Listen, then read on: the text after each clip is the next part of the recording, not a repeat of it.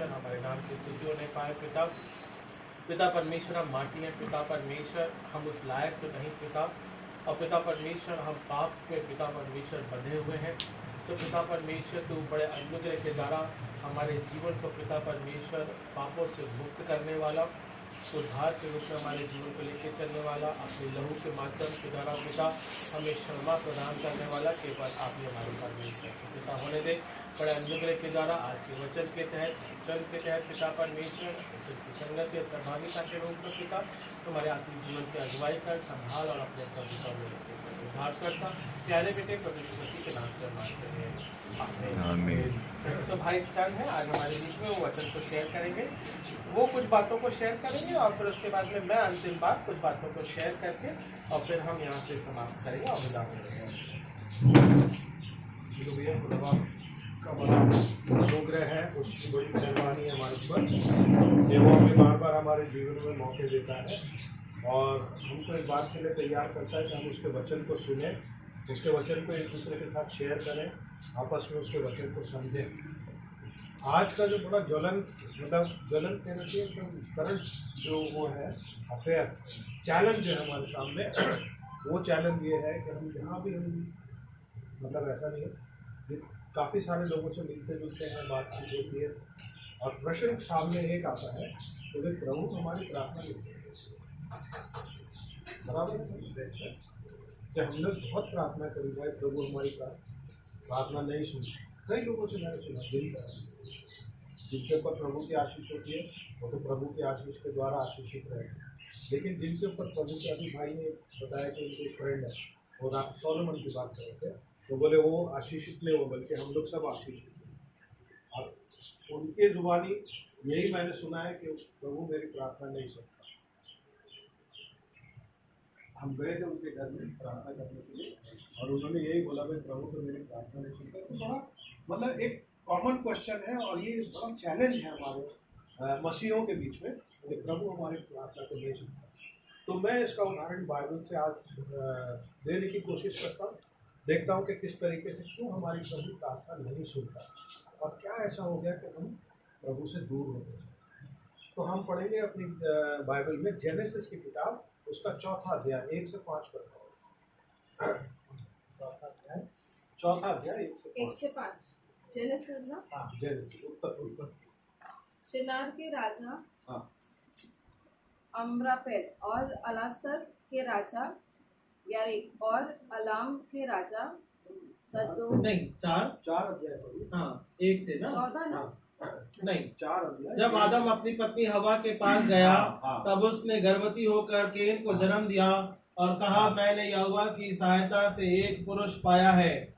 फिर वह उसने भाई हाबिल को भी जन्मी और हाबिल तो भेड़ बकरियों का चरवाहा बन गया, परंतु केन भूमि की खेती करने वाला किसान बना।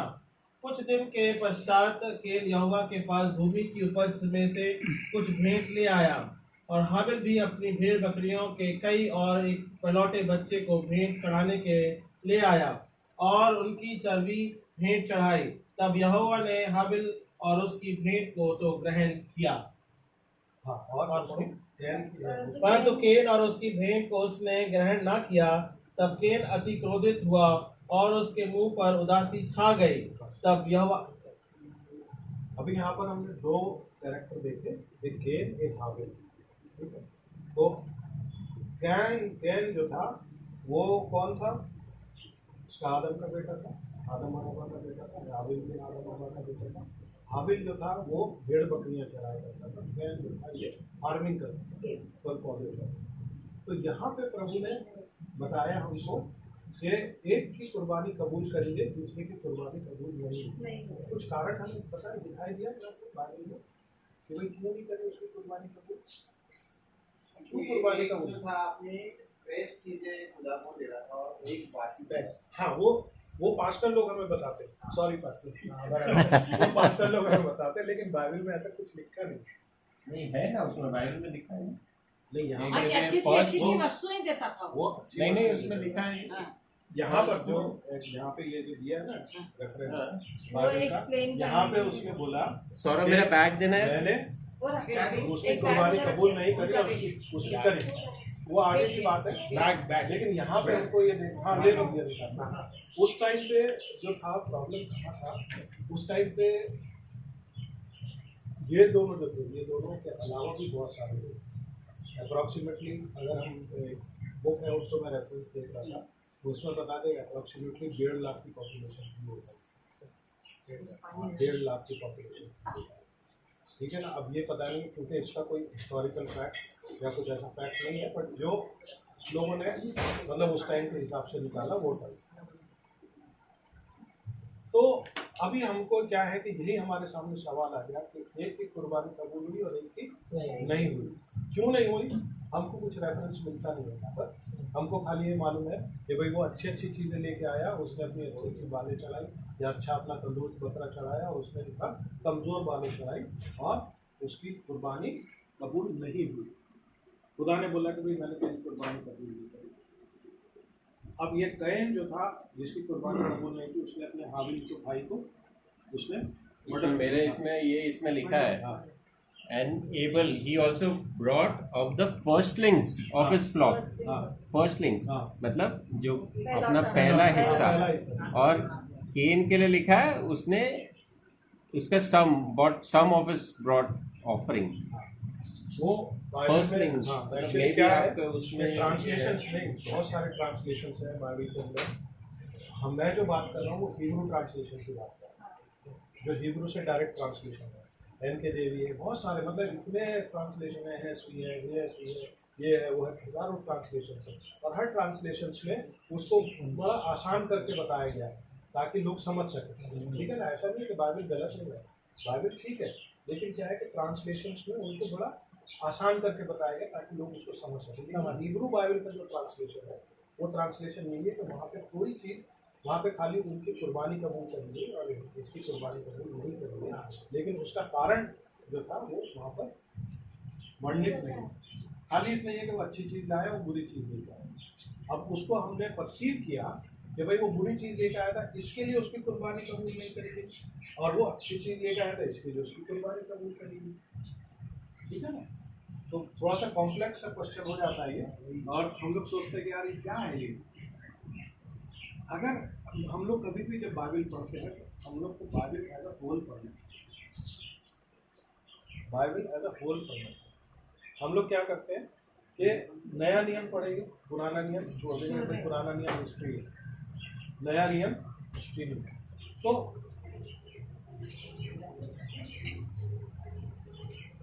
यहाँ पे मैं उसमें ज़्यादा डिटेल में नहीं जाऊँगा, खाली इतना बताऊँगा कि हाबिल की कुर्बानी क्यों कबूल है। पढ़िए मत्ती की इंजील उसका 23वां अध्याय 35वां पद, 23 अध्याय और 35वां पद।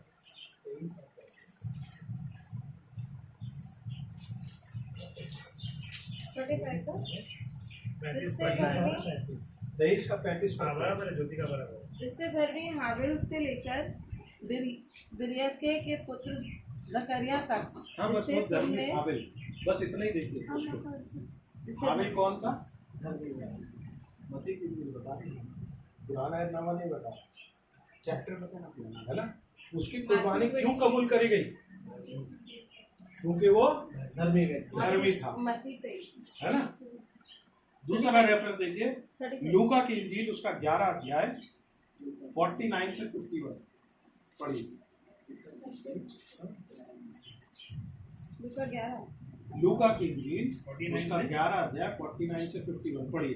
इसलिए परमेश्वर की बुद्धि ने भी कहा है कि मैं उसके पास भविष्यवक्ता और प्रेरितों को भेजूंगा, और वह उसमें से कुछ को मार डालेंगे और कुछ को सताएंगे, ताकि जितने भविष्यवक्ताओं का लहू जगत की उत्पत्ति से बहाया गया है, सबका लेखा इस युग के लोगों के लिए लिया जाए। जितने भविष्यवक्ताओं का लहू बहाया गया, सबसे पहले किसका लहू बहाया गया था? हाबिल। दूसरा कारण, पहला कारण क्या था कि वो राइचियस था, धर्मी जन था। दूसरा कारण क्या था कि वो प्रॉफिट था, ठीक है। और इब्रानियों की किताब उसका 11 अध्याय 4 पद पढ़िए।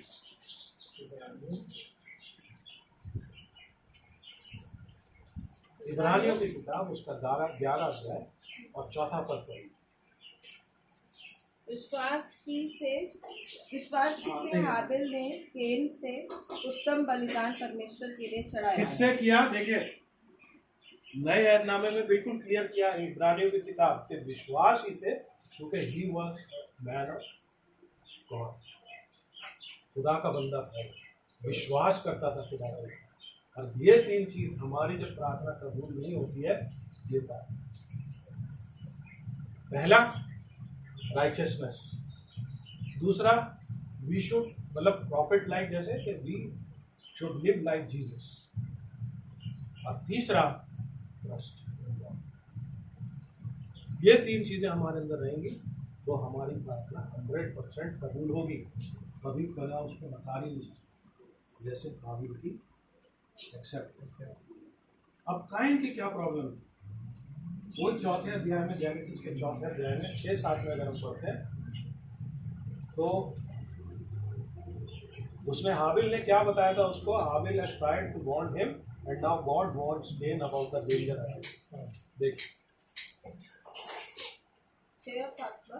हाँ, 4था अध्याय 6 और 7 में। तब यहोवा ने केन से कहा, तू क्यों क्रोधित हुआ और तेरे मुंह पर उदासी क्यों छा गई? हाँ। यदि तू भला करे तो क्या तेरी भेंट ग्रहण ना की जाएगी? और यदि तू भला ना करे तो पाप द्वार पर छिपा रहता है, हाँ। और इसकी लालसा तेरी ओर होगी और तू उस पर प्रभुता करेगा। प्रभुता। You are angry, you are depressed. There is a reason for this. Don't just dwell on it. Don't just simmer in the emotion. Find out why you feel this way. केन अगर इस बात को समझता तो उसकी कुर्बानी कबूल होती थी। उसकी कुर्बानी इसके लिए रिजेक्ट हुई। उसकी कुर्बानी इसी के लिए गुस्सा, डिप्रेस्ड है कि मेरा भाई अच्छा कर रहा है, ये कर रहा है, वो कर रहा है, फलाना कर रहा है। तो गुस्सा करना हमारे लिए सबसे बड़ी प्रॉब्लम है। डिप्रेशन में डिप्रेस्ड होना, दूसरे का देख कर यार ये तो बड़ा अच्छा कर रहा है।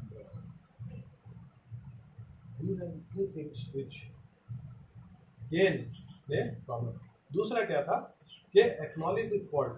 पहला यूहन्ना 3 अध्याय 12 पद पर देखिए। पहला यूहन्ना 3 अध्याय 12 पद पर। और केन के समान ना बने, जो उस दुष्ट से था और जिसने अपने भाई को घात किया। और उसे किस कारण घात किया? इस कारण कि उसके काम बुरे थे और उसके भाई के काम धर्म के थे। बिल्कुल क्लियर लिखा हुआ है, यूहन्ना की किताब में लिखा है कि केन को क्या, क्यों उसने ऐसा किया? बिकॉज उसने अपने भाई को मारा, उससे एंग्री, डिप्रेस था, अपने भाई से जलता था। दैट्स व्हाई केन की कुर्बानी कर दी। और वो क्या था कि वो सिन से, हम लोग को क्या करना चाहिए कि जब हमारे जीवन में पाप आता है, हमारे जीवन में केन जैसी पाप हमारे जीवन में आता है, तो हमको सीखा डील विद सिन। पाप से हमें डील करना चाहिए। अगर हम पाप से डील नहीं करते हैं तो हमारा जीवन जो है वो केन की माने हो जाता है, जिसकी प्रार्थना प्रभु का, हम मतलब यहाँ तो भेंट चढ़ाने वाली बात थी, लेकिन यहाँ पर हमने प्रार्थना, क्योंकि अभी भेंट का तो खत्म हो गया, तो यीशु मसीह ने सलीब पे जाकर अपनी भेंट दे दी, तो अभी भेंट का जरूरत नहीं, अभी प्रार्थना का जरूरत है। तो हमारी प्रार्थना प्रभु के पास क्यों नहीं करनी होती? For the thing that prayer should be heard by. बहुत अहम बात है। मैं एक्चुअली क्या था कि पास्टर जी ने मुझे कल ही बोला कि कल बोला था कि आपको बड़ा भाई परसों बोला था, तो मैं सोच रहा था कि क्या करूँ। तो ये जो एक्चुअली पूरा सरमन है, बड़ा सरमन है, मैं इसको शॉर्ट करके घर में बता रहा हूँ कि ताकि हम लोग समझ सकें कि इसका महत्व क्या है हमारे पास, हमारी बाइबल का, हमारे जो बाइबल हमें बताती है उसका महत्व क्या है। नया ऐतनामा, पुराना ऐतनामा हमको क्या बताना? तो कई लोगों का सबसे बड़ा सवाल ये होता है कि हम पुराना ऐतनामा क्यों पढ़े, नया है। पुराने ऐतनामे के जो सवाल है वो सब नए ऐतनामे में लाते हैं।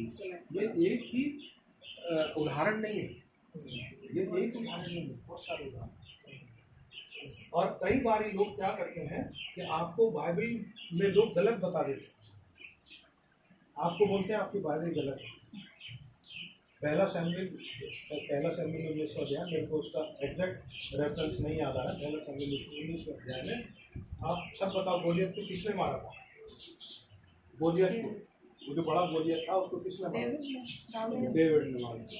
तो आप बताओ, डेविड ने मारा था? डेविड ने भाई, डेविड ने ही मारा था।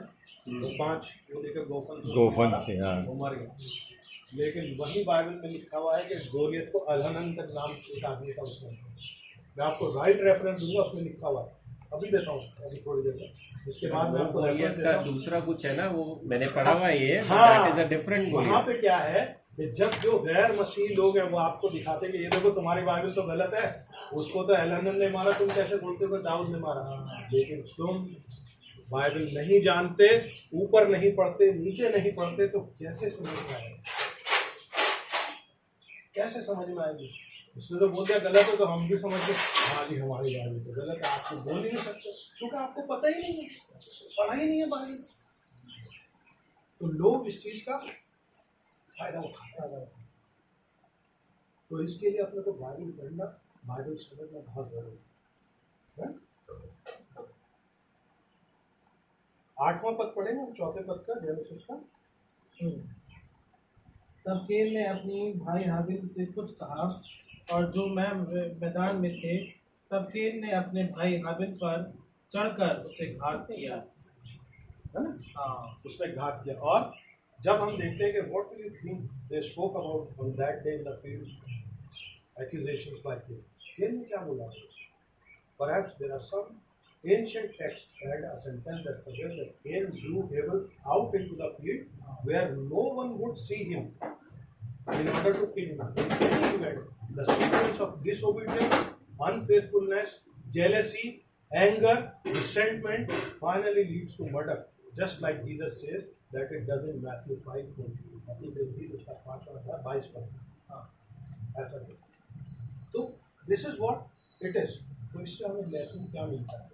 ये जो हमने छोटी सी मतलब जो हकीकत सुनी, इससे हमें लेसन कर रहे हैं, डील विद सिन और it will deal with you.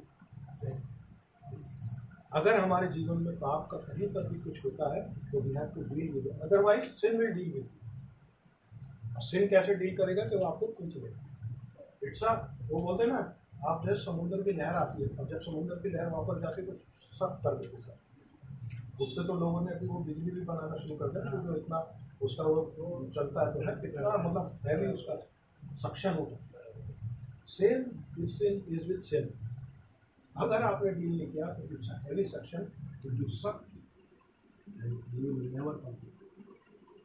God provides us with resources and opportunities. हमें रिसोर्स और अपॉर्चुनिटी देता है। रिसोर्स क्या है हमारे पास? रिसोर्स हमारी बाइबल है। What is the resource? Resource is our Bible. और अपॉर्चुनिटी क्या है? जैसे हमारी आज बार बार चर्च जाना, मास्टर के साथ बात करना, मास्टर मतलब जितना ज़्यादा हम वचन को सुने उसको शेयर करें। These are the opportunities what God has given to us. हम लोग खाली इसी में रह जाते हैं, यार अरे नहीं यार वो सब, इससे कोई मतलब नहीं है यार। आप क्या कर रहे हो? आपने वो अपॉर्चुनिटी लिया या नहीं लिया? है?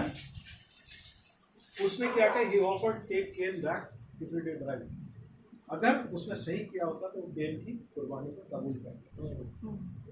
अगर केन ने सही नहीं किया तो उसकी कुर्बानी इसके लिए कबूल नहीं किया। That's why his offering was not taken by God, है ना? और शैतान जो है can not destroy the plan of God. मैं अभी एक जगह बात कर रहा था तो मैं वहाँ यही बता रहा था कि जब आप प्रेयर करते हैं तो हम लोग क्या करते हैं? बस उठा के खुदा से मांगना शुरू करते हैं, खुदा ये दे दे, ये दे दे, वो दे दे, फलाना दे दे, दिमाग दे दे। अरे खुदा बाप कोई जिन है क्या? वो घिसा बोले हाँ हो गया भाई, ये आगे लग गया। It's not like. You have to plan, you have to plan your prayer. अपनी प्रेयर को तुम्हें प्लान करना है। तुमको कोई चीज खुदा से मांगनी, उसको प्लान करो पहले भैया। ऐसे ही मत खड़े हो जाओ, खुदा बाप मुझको तो गाड़ी दे दे, खुदा बाप मुझको घर दे। You have to plan. और जब आप खुदा में रह के प्लान बनाते हैं तो सैटन आपके प्लान को डिस्ट्रॉय नहीं कर सकता। And that is the challenge we will be today. When we pray to God, God should listen us. और एक चीज ऐड कर हाँ, उसमें ना बोल। वो तो ठीक है, गॉड हमारी प्रेयर एक्सेप्ट क्यों नहीं कर रहा, लेकिन एक बात जरूरी है उसमें कि अपने जो माँ बाप होते हैं उनको हम बराबर आदर दे, सम्मान दे। बहुत बड़ी अगर वो आशीष दे, आपके पास 1 रुपया भी नहीं होगा, लेकिन कल उठ के आपके पास करोड़ों रुपए हो, बहुत बड़ी बात। तो माँ बाप का आपने तिरस्कार माँ किया बाप का होगा, आपने क्या होगा, तिरस्कार उनकी किया, बद्दुआएं लगेंगी। आप yes. कितना भी खुदा से प्रेयर करो, आपकी दुआ जाएगी ही नहीं ऊपर, क्योंकि ब्लॉक हो गया। भाई माँ बाप लेकिन आपके माँ बाप ने आपको आशीर्वाद दिया, तो आप फलोगे फूलोगे और आपकी पुश्ते भी आगे जाएगी। ओके, मैं इसी अध्याय में पढ़ता हूँ आज, क्योंकि चांद साहब प्रिंसिपल को बता रहा है धार्मिकता के रूप में अगर हम जीवन जीते हैं, या फिर क्षमा के माध्यम के द्वारा, या केन के उस जीवन के रूप में अगर हम देखते हैं, या हाबिल के जीवन के रूप में हम देखते हैं, किस प्रकार से हम इस प्रकार से अगर वार्तालाप कर रहे हैं। यहाँ पे एक मौका दिया गया था केन को, ठीक है ना, वहाँ पे एक मौका दिया गया था। चौथे पद में अगर हम उसी पद को अगर हम पढ़ेंगे, पढ़ो 6th verse, 4th chapter verse 6 genesis. तब यहोवा ने केन से कहा, तू क्यों क्रोधित हुआ और तेरे मुंह पर दैट इज उदासी अपॉर्चुनिटी, है ना। परमेश्वर हमको यहाँ पे क्या कर रहा है, एक अपॉर्चुनिटी। क्या उसे नहीं मालूम था कि उसने क्या किया अपने भाई के साथ में, या क्या करने जा रहा है? क्या हमको नहीं मालूम है कि परमेश्वर हमारे प्लान के बारे में जानता है? ही नोज एवरीथिंग ना। हमारे प्लान के बारे में पहला एग्जीक्यूशन हम पहले ही कर लेते हैं कि मैं ये प्लान है मेरा, 24 में ये करूंगा और इसके बाद में ये करूंगा। वी एग्जीक्यूट एवरीथिंग, है ना। हम हमारे दिमाग में सब बना के रखते हैं। तो परमेश्वर को मालूम था इसने क्या करने जा रहा है, ये क्या एग्जीक्यूशन करेगा, है ना। परमेश्वर ने तब भी उससे पूछा, दैट इज द लॉर्ड, है ना। वो हमारे और आपके जीवन में एक बार वो मौका देता है, यदि तू क्यों दुखी है, क्या कारण है तेरा दुखी होने का, क्या लिखा है। तब देखिए बहुत सुंदर बात लिखी है। तब यहोवा ने केन से कहा, तू क्यों क्रोधित हुआ और तेरे मुंह पर उदासी क्यों छा गई है। तो सेकंड टाइम ही आस्क, मतलब सेकंड अपॉर्चुनिटी इज गिविंग। तू क्रोधित क्यों है, तेरे मुंह में उदासी क्यों है, that is the second time. Now third time क्या बोलता है, देखना परमेश्वर 3 बार मौका देता है हर एक को, चाहे किसी भी प्रकार से हो। यदि तू भला करे तो क्या तेरी भेंट ग्रहण ना की जाएगी। Lord has given the 3 times opportunity, है ना। पानी में अगर आप डूबने भी जाओगे ना, पानी आपको 3 बार उछालेगा निकलने के लिए। ये वास्तविकता है ना, उसका, है ना। 3 बार पानी, क्योंकि मैं डूब चुका हूँ, तुमको मालूम है। हाँ, मैं 3 बार ऊपर आया हूँ और तीसरी बार में किसी ने डंडा दिया तो मैं ऊपर आके जो तैरना जानते हैं उनको ही पता होगा। हाँ, सो पानी कितनी बार मौका देता है? परमेश्वर का कहने का मतलब है परमेश्वर 3 बार उस टीम को वहां पे मौका देता है। Need to come out from that, है ना। फिर को समझने की जरूरत है आपको और हमको, हमारे जीवन को आज ये विचार करने की जरूरत है। परमेश्वर हमें मौका देता है, हमें दोबारा फिर से परमेश्वर का हाथ थामना है ताकि हम उसकी धार्मिकता में बन जाए। ओके, सो यहाँ पे हम इसके कंक्लूजन में मैं आपके लिए कुछ कहता हूँ। पहला यूहन्ना उसका दूसरा अध्याय और उसके 24वें पद में कहता है, 23वें पद से मैं पढ़ देता हूँ आपके लिए। पहला यूहन्ना उसका दूसरा अध्याय और 23वां पद, जो कोई पुत्र का इनकार करता है उसके पास पिता भी नहीं, जो पुत्र को मान लेता है उसके पास पिता है ना। सो हमको और आपको प्रभु यीशु मसीह को ग्रहण करना है। हम जैसे भी हैं, परमेश्वर हमारे जीवन को आप ग्रहण करें, हमें क्षमा प्रदान करें। परमेश्वर हमको और आपको लाइफ में 3 बार मौके देता है, हर प्रकार से मौके देता है। और अगर हम हमारे जीवन में देखें तो बहुत से मौके देता है, ऐसी बात भी नहीं है ना। ना कि 7 बल्कि 3 बार से और भी ज्यादा मौके देता है। Every time he give the opportunity, ताकि हम और आप प्रभु यीशु मसीह में अपने जीवन को ग्रहण कर सकें, है ना। सो ये समय परमेश्वर ने दिया है इन 40 दिनों के माध्यम के द्वारा कि हम परमेश्वर के साथ उसकी संगति में अनुग्रह के द्वारा बढ़ते जाए और उसमें फलता। आइए हम we'll have a special prayer। कोई किसी के लिए प्रार्थना करनी है? हाँ, मेरे एक चाची है, हाँ। अनिल नाम है उसका, वाहिनी है। he is not keeping good। अच्छा, अनिल के लिए आप बात कर रहे हैं। उनको ऑपरेशन हुआ था इंटरक्लासुअल, he has stents inside his heart। So हम He is not keeping good। हम अनिल के लिए प्रार्थना करेंगे और सभी लोग बाकी और मेरे लिए प्रार्थना करना कि मैं यात्रा में रहूं। अच्छी तरह चली जाऊं। चल वो आपके ओके चलो प्रार्थना करेंगे।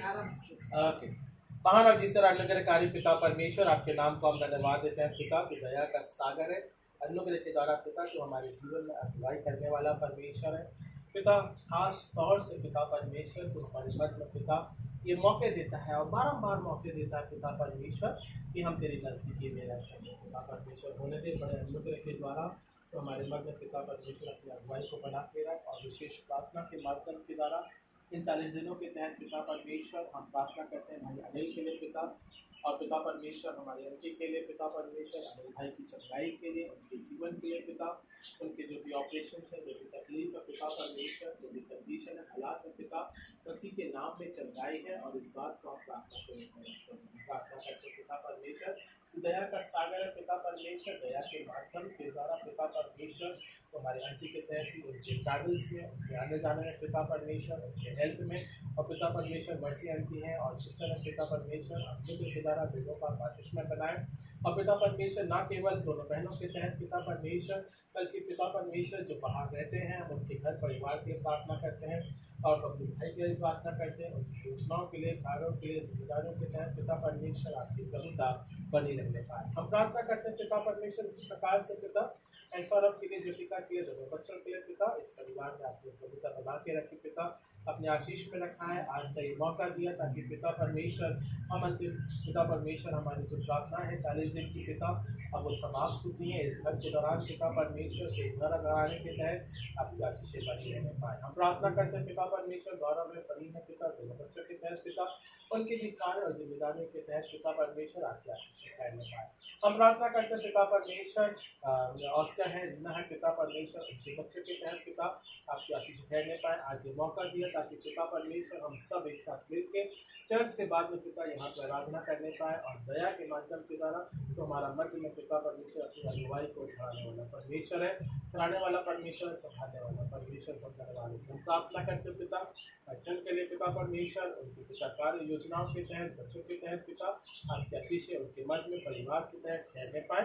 तो इस बात को हम प्रार्थना के रूप में रखते हैं। प्रार्थना करते भाई रॉबर्ट के लिए पिता, आपकी दया उनके साथ भी बनी रहने पाए, उनके परिवार जीवन के रूप में पिता, उनके कार्य और जिम्मेदारियों के तहत, और जो वाचा उन्होंने बांधी पिता परमेश्वर 40 दिनों के तहत पिता परमेश्वर कि वो पिता परमेश्वर प्रार्थना में जुड़ने पाए, सहभागी होने पाए। तो हम इस बात को भी प्रार्थना के रूप में रखते हैं पिता। यहाँ हर एक के पिता परमेश्वर मनु से आप बात करने वाले परमेश्वर है, हर एक को पिता आपने बारंबार मौका दिया है ताकि वे आपकी संगति में अनुग्रह में बढ़ते पाते हैं। तो पिता परमेश्वर होने दे आपकी दया और आपका अनुग्रह हमारे जीवन के ऊपर बना रहने पाए, और इस सभा के तहत पिता परमेश्वर सब कुछ आपके नाम की महिमा के रूप में ठहरने पाए। हम इस बात को हम प्रार्थना के रूप में रखते हैं। उद्धारकर्ता प्यारे बेटे प्रभु यीशु मसीह के नाम से मांगते हैं, सुनो कबूल के जिस प्रार्थना। आमीन। हमारे बाप जो आसमान पर है, तेरा नाम पाक जाए, तेरी बादशाह आए, तेरी मर्जी से आसमान पर पूरी जमीन पर पूरी हो। हमारा राज में और इस प्रकार से हमारे विश्वास को माफ किया है, हमारे हमें अपनी बुराई से बचा, तेरी बादशाह हमेशा। आमीन। आइए हम आशीष ग्रहण करें। अब हमारे परमेश्वर पिता का प्रेम, प्रभु यीशु मसीह का अनुग्रह, पवित्र आत्मा की संगति और सहभागिता अब से लेकर हम मसीह के साथ विश्वासियों के रूप में आशीषें युग बनी रहने पाए। आमीन। तो सबों को जय मसीह की बहुत बहुत आशीष हो। बहुत बहुत आशीष हो। जय मसीह की, जय मसीह की चांद भाई, जय मसीह की ऑस्कर, जय मसीह की, जय मसीह की सौरभ, जय मसीह की बेटा।